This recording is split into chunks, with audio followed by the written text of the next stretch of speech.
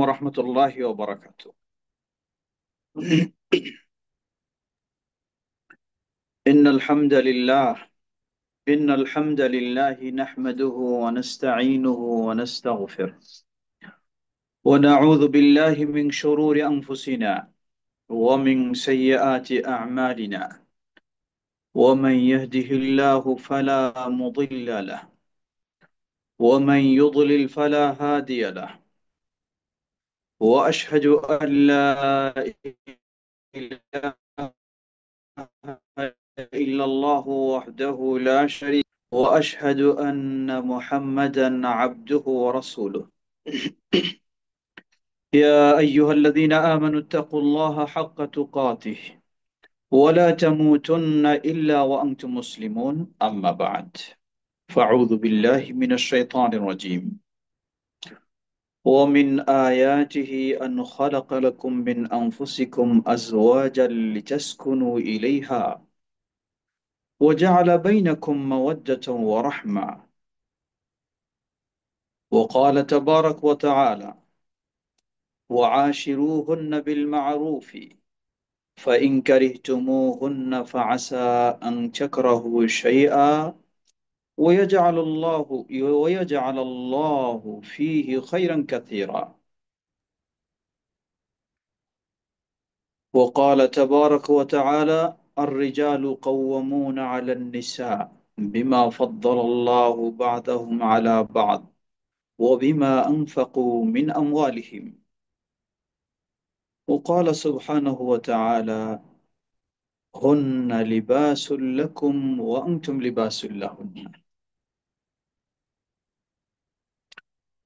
আলহামদুলিল্লাহ,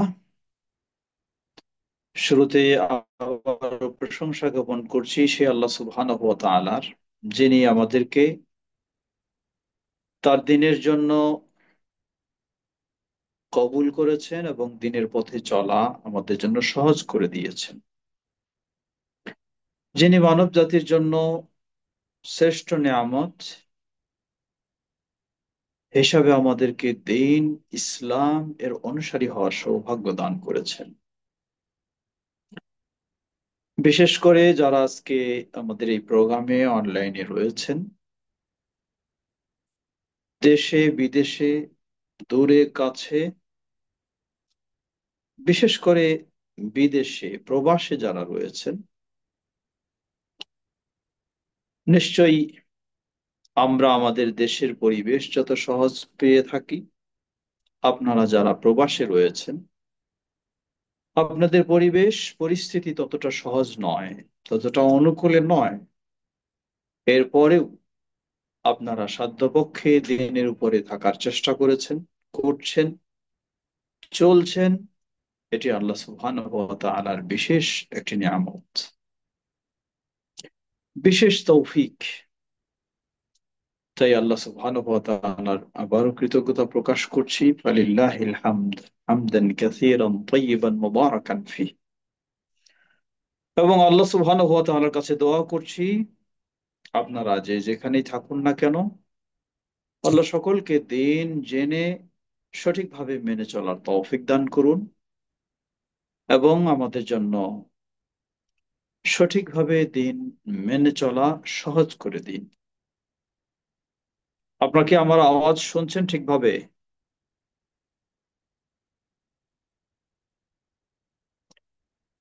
হ্যালো,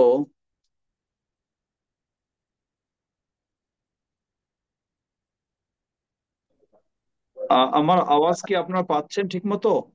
আসসালামু আলাইকুম ওয়া আলহামদুলিল্লাহ। রাহমাতুল্লাহি ওয়া বারাকাতুহু। সম্মানিত উস্তাদ জি, আলহামদুলিল্লাহ আমরা স্পষ্ট শুনতে পাচ্ছি। ওকে, আলহামদুলিল্লাহ। ঠিক আছে, ঠিক আছে জি। আজকে একটি নির্দিষ্ট বিষয়কে কেন্দ্র করে আপনারা আলোচনা রাখার জন্য অনুরোধ জানিয়েছেন। বিষয়টি হলো দাম্পত্য জীবনের সাথে সংশ্লিষ্ট বিষয়, স্বামী এবং স্ত্রী উভয়ের একে অপরের প্রতি অধিকার। বিশেষ করে আপনারা যারা প্রবাসে রয়েছেন, অমুসলিম দেশে, সেখানে নিশ্চয়ই মুসলিম দেশের মতো পরিবেশ পরিস্থিতি নয়। সেই প্রেক্ষাপটে যারা দিন মেনে চলার চেষ্টা করছেন বোনদের মাঝে, তারা নিশ্চয়ই অনেক সমস্যার সম্মুখীন হচ্ছেন। সে বিষয়গুলিও কিছুটা আলোকপাত করার জন্য আপনারা আমাকে ইঙ্গিত দিয়েছেন। আল্লাহ সুবহানাহু ওয়া তাআলা, প্রথম বিষয়, তিনি আমাদেরকে সৃষ্টি করেছেন। অতঃপর আল্লাহ সুবহানাহু ওয়া তাআলার দেওয়া জীবন বিধান তথা ইসলাম, সেই আলোকে আমরা আমাদের নিজেদের জীবনকে পরিচালনা করব, সেই নির্দেশ আল্লাহ রাব্বুল আলামিন আমাদেরকে দিয়েছে। মূলত সেটাই মানব জাতির, মানব জীবনের মূল দায়িত্ব, কর্তব্য। আল্লাহ রাব্বুল আলামিন বলেন, ওয়ামা খালাকতুল জিন্না ওয়াল ইনসা ইল্লা লিয়াবুদুন।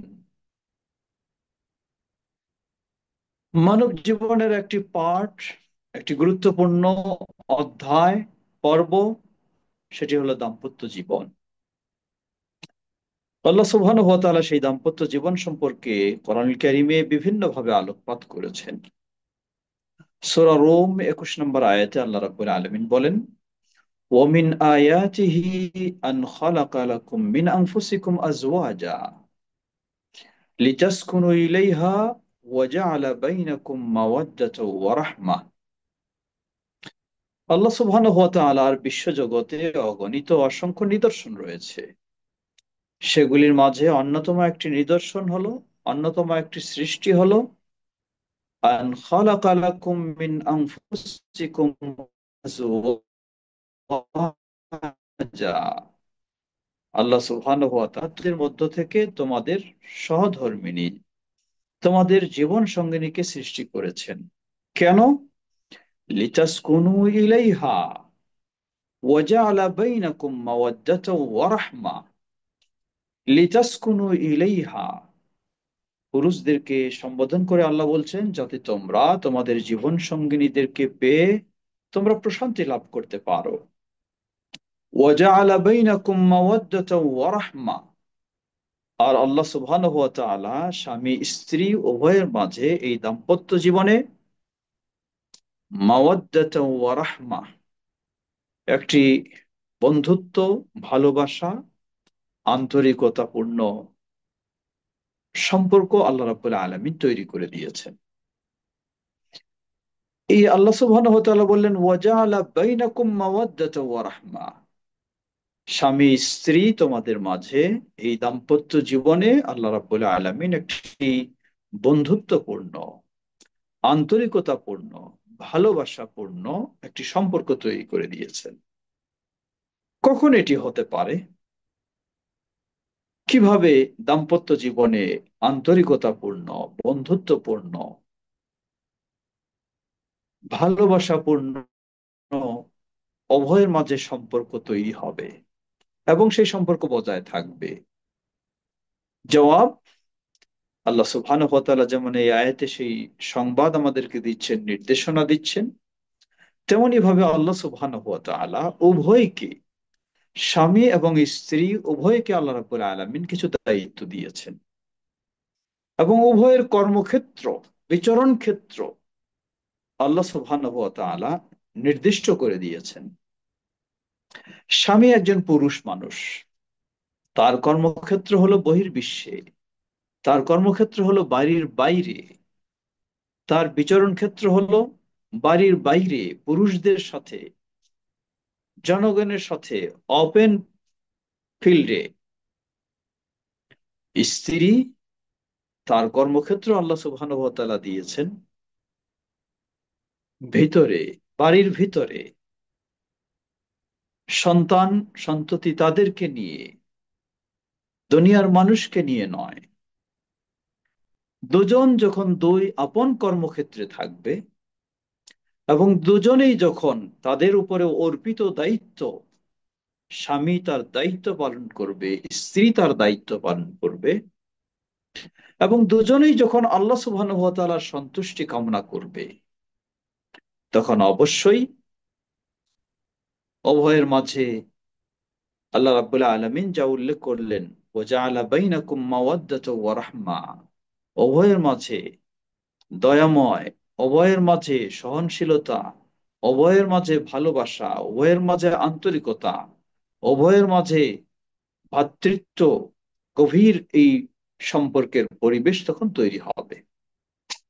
কিন্তু দুজনের মাঝে যখন একজনের দুর্বলতা পাওয়া যাবে, তিনি তার দায়িত্ব যথাযথ পালন করেন না, অথবা তিনি তার ক্ষেত্রে, তার ক্ষেত্র যেটা সেটাতে বিচরণ করেন না, তখন এই অটোমেটিক ভাবে সেই দাম্পত্য জীবনে অশান্তির বীজ বপন হবে।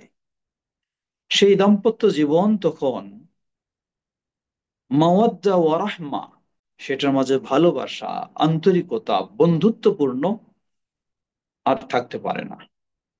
তা যেমন স্বামীর দায়িত্ব বাড়ির বাইরে, তিনি সেই দায়িত্ব পালন করেন না, বাড়িতে বসে থাকেন, তাহলে তো অবশ্যই উভয়ের মাঝে একটা সমস্যা তৈরি হবে। অথবা স্ত্রীর দায়িত্ব বাড়ির ভিতরে, তিনি তাতে সীমাবদ্ধ থাকতে চান না, তিনি বাড়ির বাইরে দায়িত্ব পালন করতে চান, তখন অটোমেটিক ভাবে উভয়ের মাঝে একটা ভিন্নতা পরিলক্ষিত হবে, উভয়ের মাঝে একটা দূরত্ব তৈরি হবে, উভয়ের মাঝে সম্পর্কের অবনতি ঘটবে। অথবা আপন আপন ক্ষেত্রে দায়িত্ব পালন করছে, কিন্তু দুজনের দুজনের প্রতি যে অধিকার ছিল সেই অধিকার সম্পর্কে সচেতন নয়। স্ত্রী হিসাবে স্বামী তার অধিকার যথাযথ দিচ্ছে না, তার প্রতি অবিচার করছে, অটোমেটিক সেই দাম্পত্য জীবনে শান্তি হারিয়ে যাবে। অথবা স্ত্রী তার স্বামীর প্রতি যে দায়িত্ব রয়েছে, স্ত্রী স্বামীর প্রতি সে দায়িত্ব যথাযথ পালন করছে না, তাহলেও অটোমেটিক ভাবে দেখা যাবে সেখানে শান্তির পরিবেশ নষ্ট হয়ে যাবে। সুতরাং আমরা বলবো, স্বামী ও স্ত্রী উভয়েরই ইসলাম যা দায়িত্ব দিয়েছে, ইসলাম যা ক্ষেত্র দিয়েছে, ইসলাম যা কর্ম দিয়েছে, তা অবশ্যই ভালোভাবে পালন করতে হবে আল্লাহ সন্তুষ্টি অর্জনের লক্ষ্যে। তাহলেই ইনশা আল্লাহ আশা করা যাবে উভয়ের মাঝে সেই সুন্দর মাওয়াদ্দা ওয়া রাহমা, ভালোবাসাপূর্ণ, আন্তরিকতাপূর্ণ সুসম্পর্ক তৈরি হবে। এখানে কয়েকটি বিষয় আমি ইঙ্গিত করতে চাই। এজন্য প্রতিটি পুরুষ ও নারীর দায়িত্ব রয়েছে দাম্পত্য জীবন শুরু করার আগে। আজকে যারা প্রবাসে আপনারা থাকেন, পুরুষ হোক অথবা নারী হোক, আমাদের কাছে বিভিন্ন জন বিভিন্ন বিষয়ে শেয়ার করেন। বেশিরভাগ উভয় মিলে যদি প্রবাসে থাকেন, তাহলে তো একটি আলাদা পরিবেশ। আর যখন স্বামী শুধু প্রবাস জীবনে থাকে, স্ত্রী বাড়িতে থাকে, দেশে থাকে, সেই ক্ষেত্রে অনেক সময় স্বামীদের অনেক অভিযোগ আমরা পেয়ে থাকি। কারণ স্বামীদের মাঝে যারা দিন প্রিয়, অথবা আগে দিন প্রিয় ছিল না, পরিবর্তন হয়েছে, দাওয়া পেয়ে ইসলাম প্রিয় হয়েছে, তিনি চান তার স্ত্রীও তার মতো হোক। কিন্তু তার স্ত্রীকে যখন সেভাবে না পায়, তখনই সে কষ্ট অনুভব করে, আমাদের সাথে শেয়ার করে, কি করব, যাদের জন্য এত শ্রম দিই, এত কষ্ট করি, তাদেরকে তো যেভাবে চাই সেভাবে পাই না, অর্থাৎ দিনের পথে। আমরা তখন অনেক সময় বলি তাদেরকে, আসলেই আপনি কি আপনার পূর্বের অবস্থা খেয়াল করেছেন? অথবা আপনার পরিবর্তনটা কিভাবে হলো, তা কি আপনি একটু চিন্তা করেছেন? আপনিও তো একসময় সেই ধরনেরই দিনের ক্ষেত্রে দুর্বল ছিলেন, আপনার স্ত্রী যেমন, দুজনেই দুর্বল ছিলেন। আল্লাহ সুবহানাহু ওয়া তাআলা আপনাকে দিনের পথ সহজ করে দিয়েছেন, আলহামদুলিল্লাহ, দিনের প্রতি আপনি এখন অগ্রসর হয়েছেন। কিন্তু আপনার স্ত্রী তো আগের মতোই আছে। সুতরাং আপনি যেভাবে দিনের পথ পেলেন, আপনার স্ত্রীকেও সেভাবে দিনের পথ পাওয়ার ব্যবস্থা করে দিন। তাহলে ইনশাআল্লাহ দুজনেরই দিনের প্রতি পরিবর্তন আসবে, দুজনেরই আবার একে অপরকে যেভাবে চাওয়া পাওয়া দিনদার হিসাবে সেটি পেয়ে যাবেন। বিশেষ করে স্ত্রী যখন দেশে থাকে, স্বামী যখন প্রবাসে থাকে, তখন ইবলিস এখানে অনেকটা সুযোগ নেওয়ার চেষ্টা করে। সেটি স্বামীর ক্ষেত্রেও অথবা স্ত্রীর ক্ষেত্রেও। সেই ইবলিসের প্ররোচনায় অনেকেই পরকীয়ায় লিপ্ত হয়ে যায়, অশ্লীলতায় লিপ্ত হয়ে যায়, যার ফলে উভয়ের মাঝে দাম্পত্য জীবনে একটা ফাটল সৃষ্টি হয়। বিশেষ করে দাম্পত্য জীবন যদি উভয়ের মাঝে বিচ্ছিন্নতা, শারীরিকভাবে বিচ্ছিন্নতা, হয়তো মোবাইলে কথা বলা যায় প্রতিদিন, কিন্তু শারীরিক বিচ্ছিন্নতা, একজন এক দেশে আরেকজন আরেক দেশে, এই বিচ্ছিন্নতাগুলি অনেক সময় ইবলিসের সহায়ক পরিবেশ তৈরি হয়, যার ফলে একে অপরকে ভিন্ন দিকে চিন্তায় নিয়ে যায়। এ কারণেই অনেক সময় দাম্পত্য জীবনে একটা দূরত্ব ও ফাটল সৃষ্টি হয়। এক্ষেত্রে অবশ্যই স্বামীর দায়িত্ব স্ত্রীকে সাথে রাখা, স্ত্রীর সময় দেওয়া, স্ত্রীকে যথাযথ দৃষ্টিতে রাখা। না হলে কিছু একটা ঘটে যাওয়ার সম্ভাবনা খুব স্বাভাবিক, তাই ঘটে। আল্লাহ রহম করুন। আর আপনারা যারা উভয়ে হয়তো প্রবাসে রয়েছেন কিন্তু অমুসলিম দেশে রয়েছেন, আপনারা নিশ্চয়ই কম বেশি জানেন অমুসলিম দেশে কোনো মুসলিমের অবস্থান করা বৈধ নয়। আল্লাহ রাসূল সাল্লাল্লাহু আলাইহি ওয়াসাল্লাম কঠিন ভাবে বলেছেন, অমুসলিমদের মাঝে কোনো অমুসলিম অমুসলিমদের মাঝে কোনো মুসলিম যদি অবস্থান করে, তাহলে তার সাথে আমার সম্পর্ক নেই। আল্লাহু আকবার, খুব কঠিন ভাবে বলেছেন। কেন কঠিন ভাবে বলেছেন? এই কারণেই যে অমুসলিম দেশে, অমুসলিম পরিবেশে ইসলাম টিকিয়ে রাখা সম্ভব নয়, খুবই কঠিন।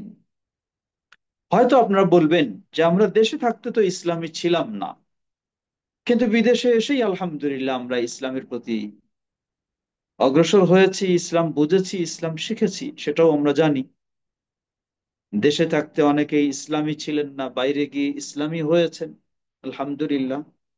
অথবা দেশে থাকতে ইসলামী থাকলেও সেটি মাজারপন্থী ইসলামী ছিলেন, কবর পূজারী ইসলামী ছিলেন, বেদাতি ইসলামী ছিলেন।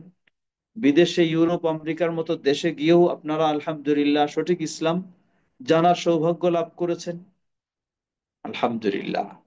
এটি ব্যতিক্রম, এটি সকলের অবস্থা নয়। আপনারা যারা ইউরোপ আমেরিকায় রয়েছেন, আপনারা খোঁজ নিয়ে দেখুন কতজন বাঙালি আছে। এই বাঙালিদের মাঝে কতজন ইসলামের পথে রয়েছে, কতজন তারা দিন জানতেছে, দিন মানতেছে, খুব নগণ্য পরিমাণ পাবেন।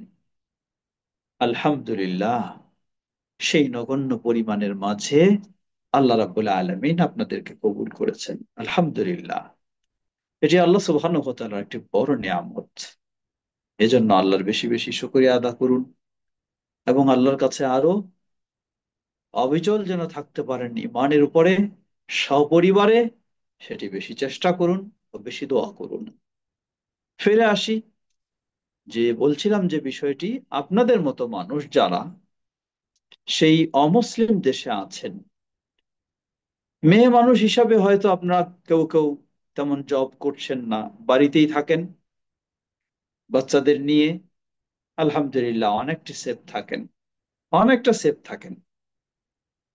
কিন্তু আপনাদের স্বামী যারা, হাজবেন্ড যারা রয়েছেন, তারা যখন বাইরে জব করেন, যেখানেই হোক, সেখানে তার পরিবেশটা তো কখনোই সেফ না। তাকে একেবারে চিন্তা করুন, হাদিসে যেভাবে এসেছে যে হাতে জ্বলন্ত অগ্নিকুণ্ড রাখা যেমন, ইমান ধরে রাখাটা তেমন কঠিন হয়ে যায়। সুবহানাল্লাহ। সত্যি আপনারা সেই পরিবেশ অনুভব করছেন, সেই পরিবেশ আপনারা স্বচক্ষে দেখছেন। বিশেষ করে পুরুষ যারা বাইরে যখন তারা সেই পরিবেশে জব করেন, ব্যবসা করেন বা থাকেন, তারা এই সমস্যাটা বেশি অনুভব করেন। যার ফলে আপনারা যারা ঘরের ভিতরে রয়েছেন, আপনাদের জন্য অনেকটা সহজ। আর তারা ভাইয়েরা আমাদের যারা বাইরে থাকেন সারাদিন, অধিকাংশ সময় বাইরে কাটাতে হয়, বাইরে অনেককেই বেশি শ্রম দিতে হয়, শুধু ঘুমের সময়টা হয়তো বাসায় ফেরার সুযোগ পান। এই কঠিন পরিস্থিতিতে তাদেরকে একটা সংগ্রাম করতে হয়। এই সংগ্রামে কেউ কেউ হয়তো বিজয়ী হন, আর অনেকেই পরাজয় হয়ে যান, পরাজয় বরণ করেন অনেকেই, টিকে থাকতে পারেন না, জড়িয়ে যান অন্যায়ের সাথে, জড়িয়ে যান অশ্লীলতার সাথে, জড়িয়ে যান খারাপের সাথে। যার ফলে আপনি একদিকে দিন মেনে চলছেন, আর তিনি ওই পরিবেশে খারাপের দিকে ধাবিত হয়েছেন।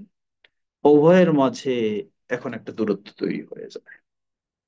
আপনি চান আপনার মতো আপনার স্বামীও ধার্মিক হোক, দিনদার হোক, এটি আপনি চাচ্ছেন, কিন্তু সেটা পাচ্ছেন না।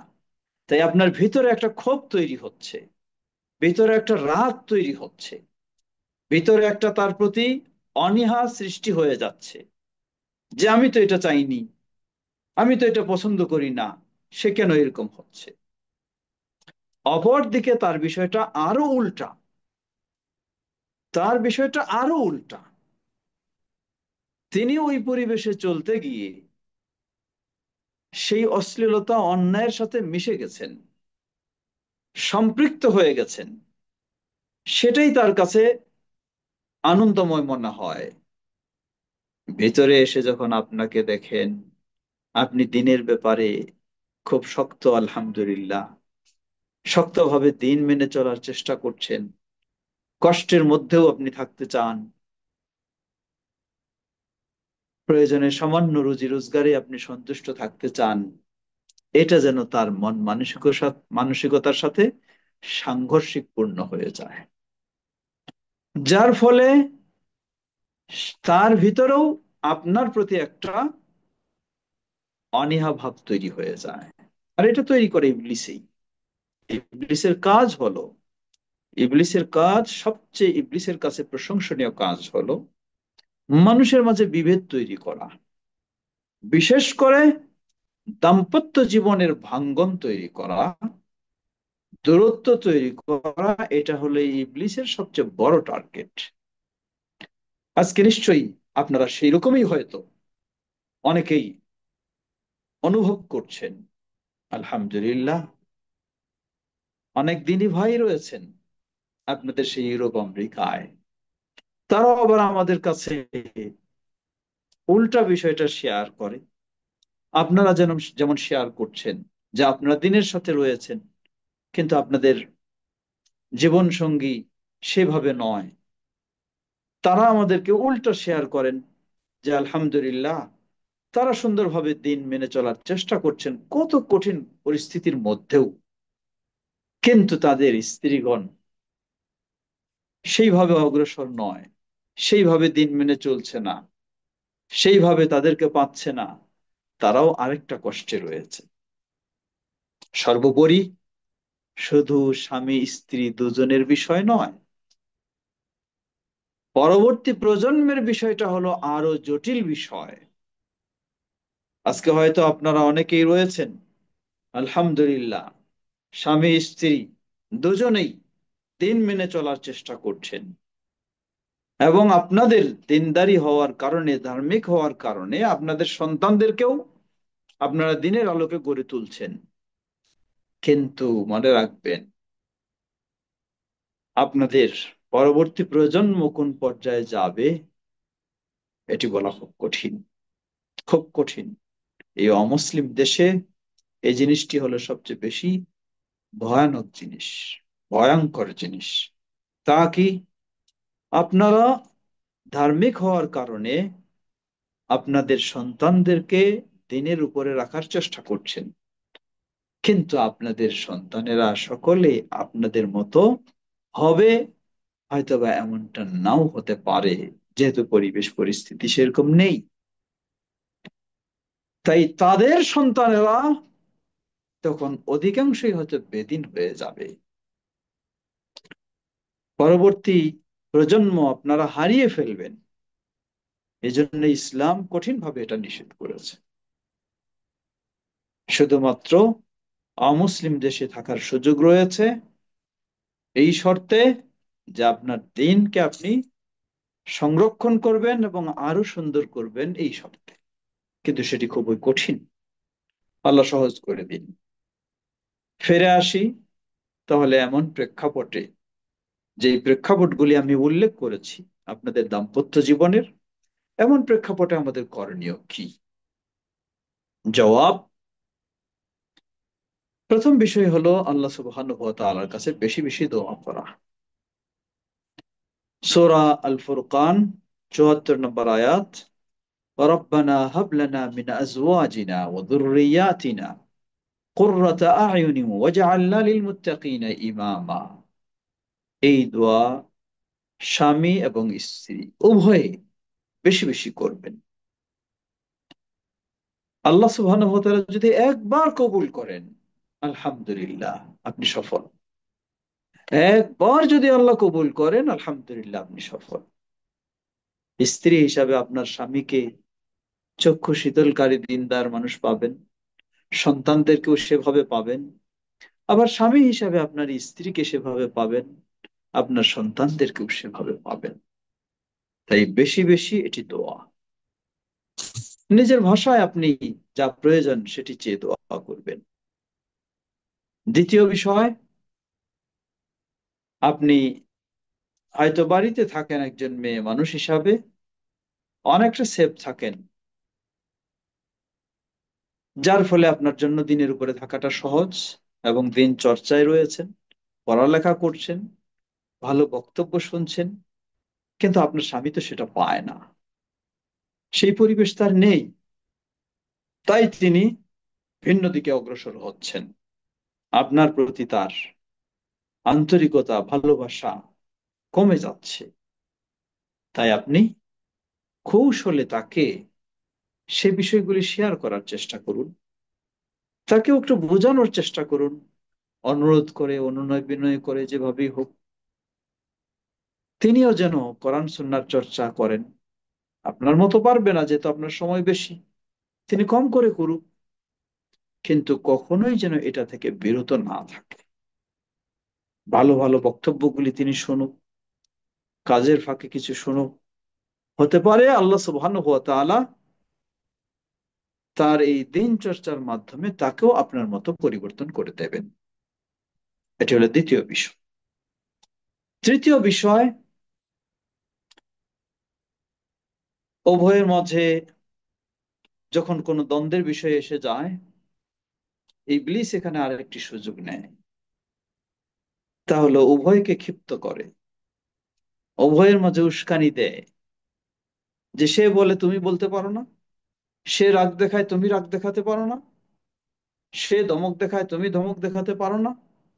বিশেষ করে অমুসলিম দেশগুলিতে তো নারী পুরুষের পার্থক্য তেমন নেই, বরং নারীদেরই সুযোগ সুবিধা পুরুষদের ঊর্ধ্বে বেশি। সেই আলোকে হয়তো আপনাদের ভিতরেও ওই রকম মনোভাব এসে যেতে পারে, যে আমি শুধু ধৈর্যই ধরবো, আমি শুধু সহ্যই করব, আমি নীরবে থাকবো, কিছু বলবো না। ইবলিস আপনাকে ক্ষিপ্ত করে তুলবে, যাতে আপনিও কিছু বলেন, আপনিও কিছু জবাব দেন। মনে রাখবেন, জবাব ন্যায়সঙ্গত হলে দিতে হবে। যদি পরিস্থিতিটা এমন হয় যে জবাব না দিলে আপনার উপরে আরো জুলুমটা, অন্যায়টা, অবিচারটা বেড়ে যেতে পারে।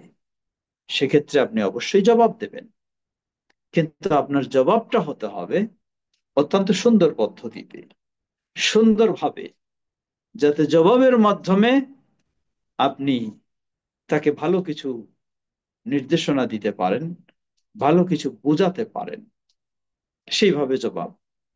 আর যদি দেখা যায় যে না, কিছু জবাব দিলে আরো বেশি কঠিন হবে, আগুন আরো দ্বিগুণ হবে, সেই ক্ষেত্রে আপনি নীরবতাই পালন করবেন, ধৈর্য ধারণ করবেন, আল্লাহ সুবহানাহু ওয়া তাআলার সাহায্য চাইবেন।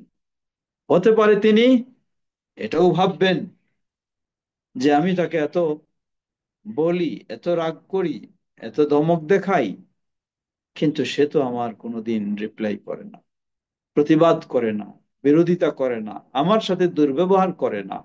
হতে পারে আপনার এই ভালো আচরণটা তাকে মুগ্ধ করে আপনার প্রতি সদয় হবে, আপনার প্রতি ভালো আচরণ করবে। সুতরাং আল্লাহ সুবহানাহু ওয়া তাআলা সূরা নিসা 19 নম্বর আয়াতে বলছেন, ওয়াশিরুহুন্না বিল মা'রুফ। পুরুষদেরকে আল্লাহ বলছেন, ওয়াশিরুহুন্না বিল মা'রুফ, হে পুরুষেরা, তোমরা তোমাদের স্ত্রীদের সাথে, তাদের সাথে আচার আচরণ ব্যবহার সবকিছু ভালো করো। ফাইন কারিহতুমুহুন্না ফাআসা আন তাকরাহু শাইআ ওয়া ইয়াজআলাল্লাহু ফীহি খায়রান কাসীরা। আল্লাহ বলছেন, জেনে রাখো, তাদের কোনো বিষয়কে তোমরা যদি খারাপ জানো, অপছন্দ করো, তাহলে যেটাকে তোমরা খারাপ মনে করছো তোমাদের দৃষ্টিতে, হতে পারে ইয়াজআলাল্লাহু ফীহি খায়রান কাসীরা, আল্লাহ সুবহানাহু ওয়া তাআলা এটার মাঝেই অনেক কল্যাণ নিহিত রেখেছে, অনেক কল্যাণ নিহিত রেখেছে। কি সেটা? এই আয়াত দুই দিক থেকে আমরা বুঝবো। এটি একজন পুরুষকে, পুরুষদেরকে আল্লাহ বলছেন তোমরা ভালো আচরণ করো। আর ফাইন কারিহতুমুহুন্না, তাদের কিছু আচরণ, কিছু কথা, কাজ যদি তোমরা অপছন্দ করে থাকো, তাহলে যেইগুলি অপছন্দ করছো, হতে পারে এর মাঝে আল্লাহ রাব্বুল আলামিন অনেক কল্যাণ রেখেছেন। এটি একজন পুরুষের জন্য যেমন, এটি একজন মেয়ে মানুষের জন্য তেমন বুঝবো আমরা। অটোমেটিক ইসলামের বিধানগুলির নিয়ম হলো, যেখানে মেয়েদের পৃথক বলা হয় নাই, পুরুষের নির্দেশটাই মেয়েদের জন্য প্রযোজ্য। তাহলে বুঝবো আল্লাহ রাব্বুল আলামিন মেয়েদেরকেও বলছেন তোমরা তোমাদের স্বামীর সাথে ভালো আচরণ করো। যদি তোমরা তোমাদের স্বামীর কোনো বিষয়কে অপছন্দ করো, অপছন্দ বলতে আপনার দৃষ্টিতে ভাবতেছেন যেটা খুবই খারাপ হয়ে যাচ্ছে, কারণ এটি ইসলাম বিরোধী, বা ইত্যাদি ইত্যাদি, আল্লাহ সুবহানাহু ওয়া তাআলা বলছেন যে হতে পারে আল্লাহ রাব্বুল আলামিন এর মাঝেও অনেক কল্যাণ নিহিত রেখেছেন। এর মানে বলতে পারেন আবার যে ইসলাম বিরোধী, আবার এর ভিতরে কিভাবে কল্যাণ হতে পারে? জবাব, আপনি আপনার দৃষ্টিতে ভাবছেন, কিন্তু আল্লাহ সুবহানাহু ওয়া তাআলা, যেমন উদাহরণস্বরূপ ধরে নিন, এটা মেয়েদের ক্ষেত্রে মসজিদে নববীতে একজন প্রসিদ্ধ বিশিষ্ট আলেম, তিনি একটা দর্স দিচ্ছিলেন, আমি সেদিন উপস্থিত ছিলাম সেখানে। তিনি একটা ঘটনা বললেন, একজন বড় মানুষের ঘটনা বললেন, যে সেই ব্যক্তি, তার সাথে তার স্ত্রী ভালো আচরণ করত না। স্ত্রীকে যতই বোঝাতো, স্ত্রী সবসময় সে বাঁকাই হয়ে চলতো, স্বামীর সাথে ভালো আচরণ করতো না। তিনি একজন বড় ভালো আলেম মানুষ ছিলেন। তো তিনি বললেন যে স্ত্রীকে দেখানোর জন্য যে মানুষ আমাকে কত সম্মান করে, আর তুমি আমাকে সে সম্মান করো না, চলো তোমাকে আজকে একটা দৃশ্য দেখাই। কি দৃশ্য? তিনি একজন বড় আলেম ছিলেন, জুমার খুতবা দিচ্ছেন। এই খুতবার দৃশ্য দেখাতে গেলেন, মেয়েদের জায়গা রয়েছে, সেখান থেকে দেখা যাবে, বোঝা যাবে। তো দেখালেন, নিয়ে গেলেন, দেখলেন যে সেখানে প্রচুর বিশাল জামে মসজিদ মানুষে ভরা, মানুষ কত শ্রদ্ধা সম্মান করছে এই ব্যক্তিটাকে। এটা তিনি দেখাতে চাইলেন তার স্ত্রীকে, যাতে এই দৃশ্যটা দেখে স্ত্রী একটু হলেও তার ভিতরে পরিবর্তন আসে, সেও যেন তার স্বামীর প্রতি সম্মান দেখায়। তো এই দেখালেন, দেখানোর পরে বাসায় এসে জিজ্ঞাসা করছেন, দেখলা তুমি আমার সাথে কি ধরনের করো, অথচ হাজার হাজার মানুষ আমাকে কত সম্মান শ্রদ্ধা করে। তো এটা বললে স্ত্রী একটা এমন জবাব দিল, সে ব্যক্তির স্ত্রী জবাব দিল, হ্যাঁ দেখেছি। কি দেখেছি? সবাই আরামে বসে আছে আর তুমি একাই দাঁড়িয়ে আছো। লা হাওলা ওয়ালা কুওয়াতা ইল্লা বিল্লাহ। মানে তিনি দাঁড়িয়ে খুতবা দিচ্ছেন, এটাও সে ভুল বুঝে। ভাই সবাই আরামে বসে আছে আর তুমি একা একাই দাঁড়িয়ে আছো, দেখেছি, এটাই তোমার কত সম্মান। তো সেই ব্যক্তি তিনি বলছেন যে এই ধরনের তার বহু দুর্ব্যবহার বা খারাপ এইসব কিছু অসহযোগিতামূলক আচরণ, সবগুলি আমি অত্যন্ত ধৈর্যের সাথে অতিক্রম করেছি। তো আমার জীবনের শেষ পর্যায়ে আমি যখন অসুস্থ, তখন আমি পেয়েছি যে আল্লাহর কাছে যে আমি সব সময় দোয়া করেছি, আল্লাহ হয়তো সেই দোয়া কবুল করেছেন। যে স্ত্রী আমাকে সব সময় এই ধরনের অসম্মান করত, আমার জীবনের শেষ পর্যায়ে যখন আমি অসুস্থ, বিপদে, তখন সে যতটুকু আমার প্রতি সদাচরণ করেছে এবং সেবা করেছে, এটা তুলনা করা যায় না।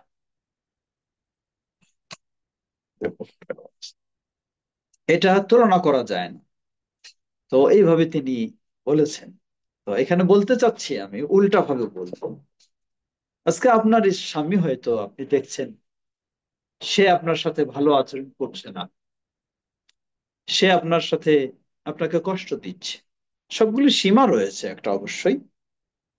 তো আপনি যদি ধৈর্যের পরিচয় দেন, তার সাথে প্রতিবাদী না হন, তার সাথে ঝগড়ায় লিপ্ত না হন, তাকে আরো ক্ষিপ্ত না করেন, আপনি যদি সেই ধৈর্যের পরিচয় দেন এবং আল্লাহর কাছে আপনি কাঁদেন, আল্লাহর কাছে আপনি তার হেদায়েত চান, হতে পারে ওই ব্যক্তির স্ত্রীর যেমন পরিবর্তন এসেছে, আপনার স্বামীরও সেই ধরনের পরিবর্তন হতে পারে।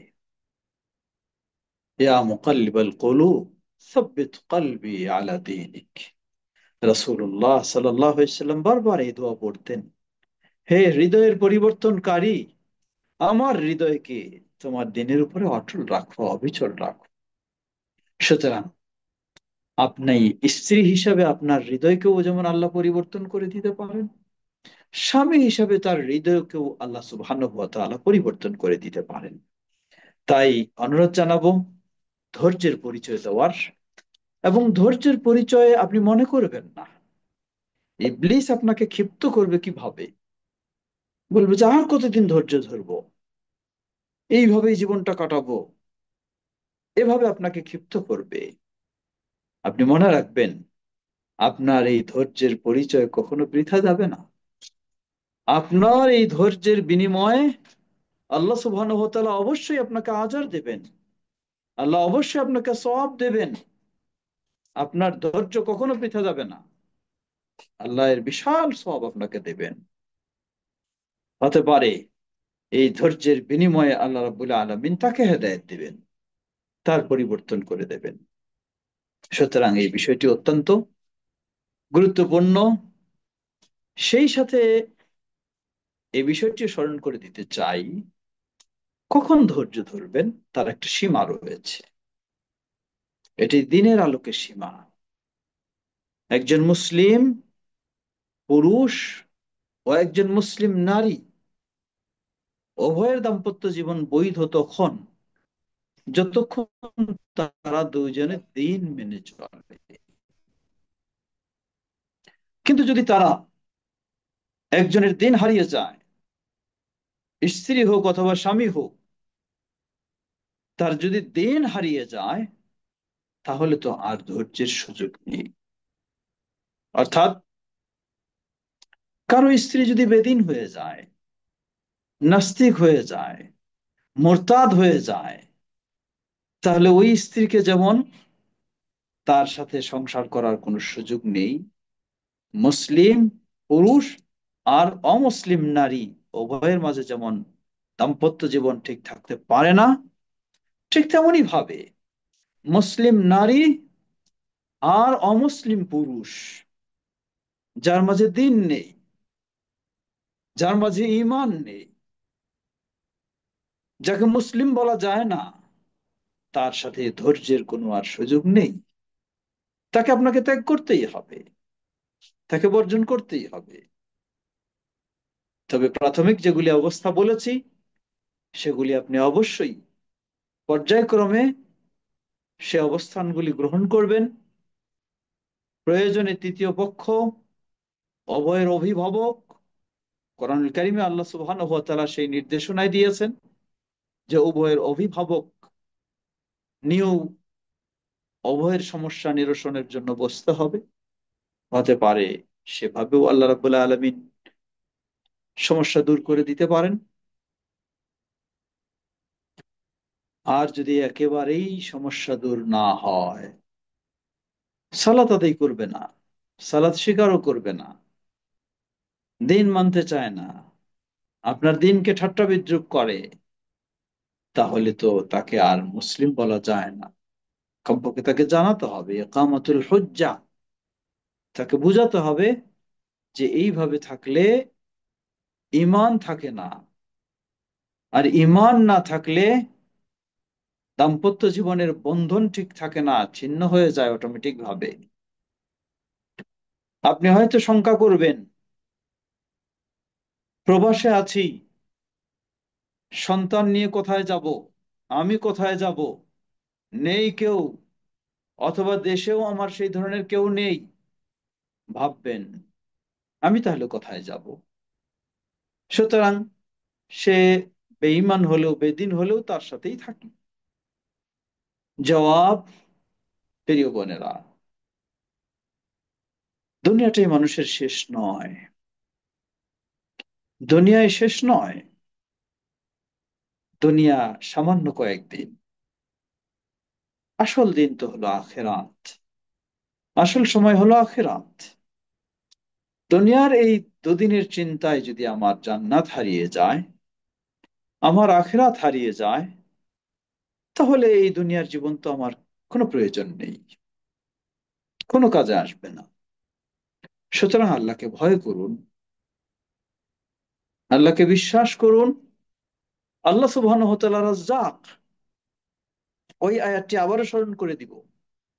আল্লাহ সুবহানাহু ওয়া তাআলা পুরুষদেরকে বললেন, হতে পারে তোমরা না তোমাদের স্ত্রীদের এমন কোনো বিষয় নিয়ে অপছন্দ করছো, কিন্তু আল্লাহ সুবহানাহু ওয়া তাআলা সেটার মাঝেই অনেক কল্যাণ রেখেছেন। এর দুটো দিক। অপছন্দ করছো মানে স্ত্রীর মাঝে দিন নেই, তারপরে তোমার তাকে নিয়ে সংসার করতে চাও, তাকে ছেড়তে চাচ্ছ না, বিবাহ বিচ্ছেদ ঘটাতে চাচ্ছ না, মনে করছো এর মাধ্যমে কি হতে পারে, বিবাহ বিচ্ছেদ ঘটালে সামাজিক বা অনেক কিছু আমার সমস্যা সৃষ্টি হবে। আল্লাহ সুবহানাহু ওয়া তাআলা বলছেন যে এটার মধ্যেই, বিচ্ছেদের মধ্যেই আল্লাহ কল্যাণ রাখতে পারেন।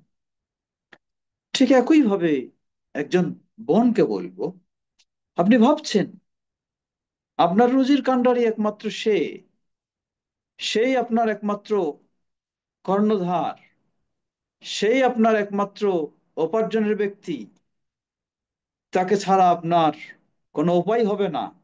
না, এত দুর্বল নয়। আল্লাহকে ভয় করুন, বিশ্বাস করুন। আল্লাহ সুবহানাহু ওয়া তাআলা রাজ্জাক, তিনি আপনার এই সঙ্গী চলে গেলেও তার চেয়ে আরো সুন্দর জীবন সঙ্গী আল্লাহ দিতে পারেন, যা আপনি কল্পনা করেননি। আল্লাহ কি বলেন, ওয়ামান ইয়াত্তাকিল্লাহ ইয়াজআল লাহু মাখরাজা ওয়া ইয়ারযুকহু মিন হাইসু লা ইয়াহতাসিব। সুবহানাল্লাহ। যে আল্লাহকে ভয় করবে, যে আল্লাহকে ভয় করবে, সত্যিকারী ভাবে ইয়াজআল লাহু মাখরাজা, আল্লাহ তার নিষ্কৃতির পথ বের করে দেন, মুক্তির পথ বের করে দেন। ওয়ারযুকহু মিন হাইসু লা ইয়াহতাসিব, আল্লাহ সুবহানাহু ওয়া তাআলা তাকে বেহিসাব রিজিক দিয়ে থাকেন। সুবহানাল্লাহ, যা সে কল্পনাও করেনি, ভাবেও নি। সুবহানাল্লাহ, সুবহানাল্লাহ, কত দৃষ্টান্ত রয়েছে, অসংখ্য দৃষ্টান্ত। একজন মানুষ তার একটা চাকরি ভাবতেছে এটি হারিয়ে গেলে আমি মনে হয় আর করে খেতে পারবো না, কষ্ট হবে। অথচ আল্লাহ সুবহানাহু ওয়া তাআলা সেটা হারিয়ে গেলে এর চেয়ে আরো ভালো চাকরির ব্যবস্থা করে দিতে পারেন। তিনি রিজিকের মালিক, সেইভাবে চাইবো, সেইভাবে ধৈর্য ধরবো। হয়তো বা আপনি পেলেনই না, গোটা জীবনটা আপনার নিঃসঙ্গ কেটে গেল, কষ্টে কেটে গেল, তবু কোনো অসুবিধা নেই, আপনার জান্নাত তো হারিয়ে যায়নি। সুবহানাল্লাহ, জান্নাত তো আপনার হারিয়ে যায়নি। কিন্তু জান্নাত যদি আমার হারিয়ে যায়, আখেরাত যদি আমার হারিয়ে যায়, দুনিয়ার এই সুখ শান্তি, দুনিয়ার এই আনন্দ বিলাস, দুনিয়ার এই ভোগ বিলাস, কি করব আমি? সুতরাং আল্লাহ সুবহানাহু ওয়া তাআলাকে ভয় করুন, আল্লাহর উপর ভরসা করুন। ও মান ইয়াতাওয়াক্কাল আলাল্লাহ ফাহুয়া হাসবুহ, যে আল্লাহর উপর ভরসা করে আল্লাহই তার জন্য যথেষ্ট। এর মানে এই নয়, আমি বলছি না আপনি দাম্পত্য জীবন ছিন্ন করে দিন। আপনি আল্লাহর উপর ভরসা করে বিভিন্ন উপায় অবলম্বন করার চেষ্টা করুন, পদক্ষেপ গ্রহণ করার চেষ্টা করুন, আল্লাহর উপর ভরসা করে সাহস করুন। আল্লাহ সুবহানাহু ওয়া তাআলা আপনাকে অকল্পনীয় পথ বের করে দেবেন। ঠিক তেমনি ভাবে সকলকে কথাও স্মরণ করে দিতে চাই যে পরস্পরে আমাদেরকে একে অপরকে সহযোগিতা দিয়ে সবার প্রতি সহানুভূতি ভূমিকা রাখতে হবে। আল্লাহ আমাদের সকলকে সে তৌফিক দান করুন। কথা হয়তো দীর্ঘ হয়ে যাচ্ছে, সেদিকে দীর্ঘ না করে আপনাদের হয়তো কিছু জিজ্ঞাসা থাকতে পারে, সে জিজ্ঞাসার দিকেও যাব। যেহেতু সে শহীদুল্লাহ আমাকে সেটি বলেছিল যে আপনাদের হয়তো জিজ্ঞাসা প্রশ্ন থাকে অনেক সময়। এখানেই আমি শেষ করতে চাচ্ছি আজকের পর্ব, আলোচনার পর্ব। আল্লাহ রাব্বুল আলামিন এতক্ষণ যাবত যে কথাগুলি আমরা শুনলাম সেগুলি থেকে উপকৃত হওয়ার তৌফিক দান করুন। আল্লাহ আমাদের দাম্পত্য জীবনে ঈমান দান করুন, দাম্পত্য জীবনে শান্তি দান করুন। সন্তান, পরিজন সবাইকে আল্লাহ ঈমানের পথে কবুল করে নিন। আপনারা প্রবাসে যে যেখানে আছেন, আল্লাহ আপনাদেরকেও নিরাপদে রাখুন। সবচেয়ে বড় বিষয়, আল্লাহ আপনাদেরকে দিনের উপরে অবিচল রাখুন, দিনের উপরে অটল রাখুন, সেই দোয়া করছি। আল্লাহ সবাইকে দিনের পথ সহজ করে দিন। সুবহানাকাল্লাহুম্মা ওয়া বিহামদিকা আশহাদু আল্লা ইলাহা ইল্লা আনতা আস্তাগফিরুকা ওয়া আতুবু ইলাইক। এখন আপনাদের কোনো যদি জিজ্ঞাসা থাকে, জিজ্ঞাসায় যেতে পারি আমরা।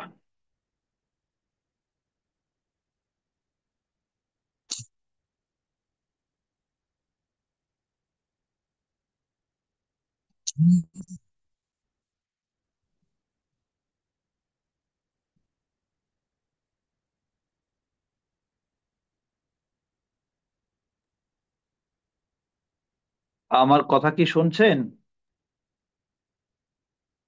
জি, জি, আসসালামু আলাইকুম। আসসালামু আলাইকুম জি, ওয়া রাহমাতুল্লাহি ওয়া বারাকাতুহু। আলহামদুলিল্লাহ, জাযাকাল্লাহু খাইরান শেখ। আলহামদুলিল্লাহ, উম, অনেক গুরুত্বপূর্ণ আলোচনা ছিল। আলহামদুলিল্লাহ, আমরা অনেক উপকৃত হয়েছি আলোচনাটা শুনে। জাযাকাল্লাহু খাইরান। আমাদের আপু আসছেন। জি, অসুবিধা নেই, আলহামদুলিল্লাহ। হ্যাঁ, আমি বলতেছিলাম আলহামদুলিল্লাহ, এই যে ধৈর্য ধরা, সিম্পল করে, আসলে ধৈর্যের বিকল্প নাই, ক্ষমার বিকল্প নাই, যেটা কথা যে সবাই